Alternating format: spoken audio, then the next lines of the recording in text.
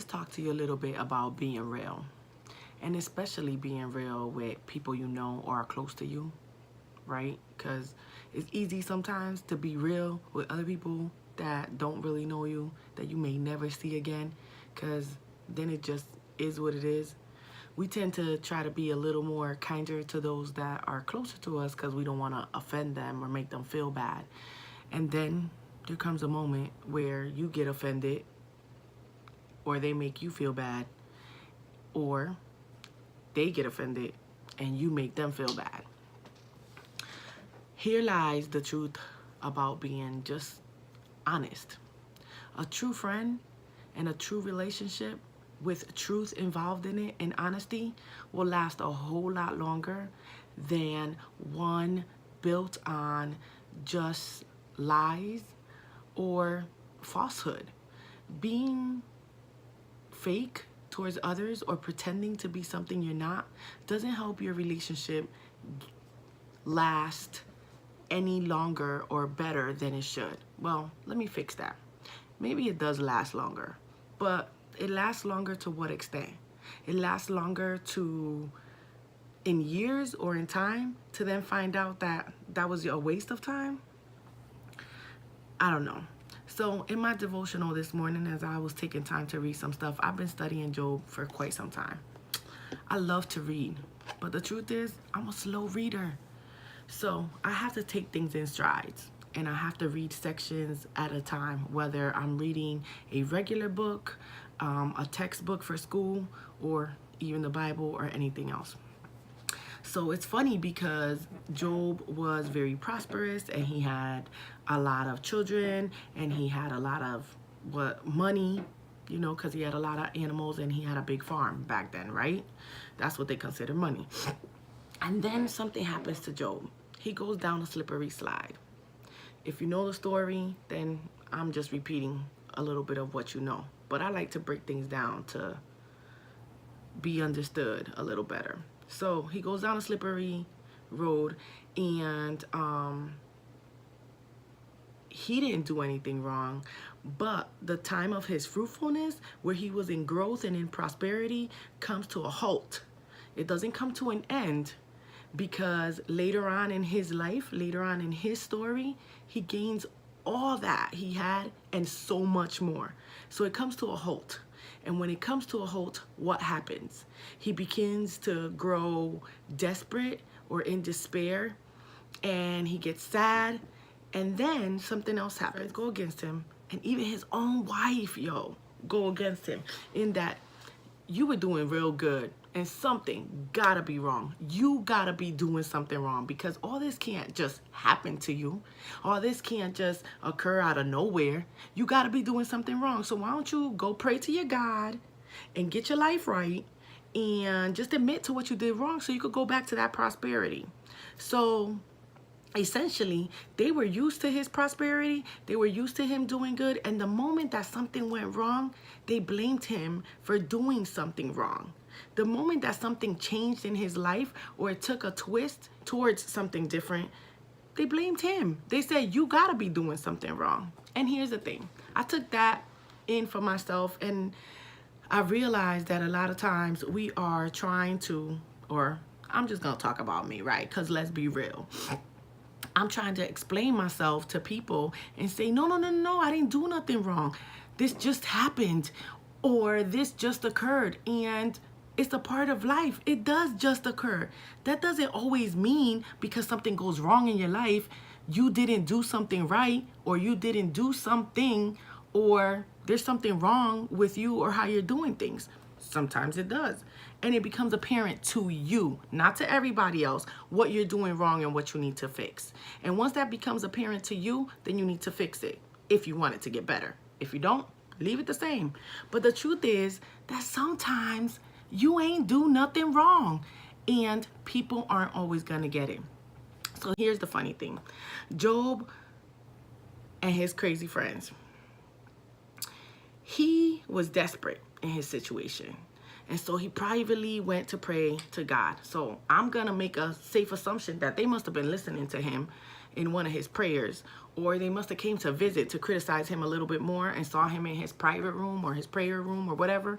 And they come to him and he's talking to God privately, like, why you gonna do this to me? Why? Because he was real, and I love that. He said, God, why you doing this to me? Or you should have just left me dead. You shouldn't let me be born if you was gonna give me all of this and then take it away and da-da-da-da-da. But one thing about Job, when his friends came to attack his daddy, he said, I could talk to my daddy how I want to, but y'all ain't gonna sit up in here in front of me and talk about him. So he put boundaries. Like, me and him, we got a relationship, but I'm not gonna let you sit in front of me and talk negatively about what you don't really know. And he told them to their face, y'all not that smart. Y'all don't really know what you're talking about. And he was able to just tell them, I'm hurt, I'm sad, I'm depressed, I'm overwhelmed, and I go into my private place and do what I gotta do. But y'all trying to be my friends when I got all of this. But now that I don't have it, you want to blame me and say I did something wrong? You could put me in front of all the judges you want to put me, and I'm going to defend my claim. I didn't do anything wrong. And God will come to my defense and say, you didn't do nothing wrong. This is to teach a lesson, to show that sometimes life freaking happens. My paper just blew. Sorry, y'all. And when life happens, it just happens. And sometimes it happens more to some of us because we're bolder to talk about it and to be truthful and honest about it than it happens to others. Sometimes it just happens because it happens. You are learning a lesson through that process. Regardless if you're spiritual or not, life is going to happen.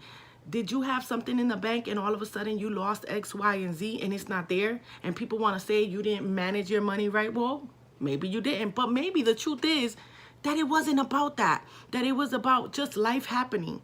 And the fact of the matter is that we need to slow down ourselves and not always have to explain ourselves to our friends and not always have to explain ourselves to our family, and to realize that our time to explain ourselves or to try to figure things out is between us and God, or us and the universe and the higher power, and trying to figure out if we did something wrong, how to fix it and how to make things better.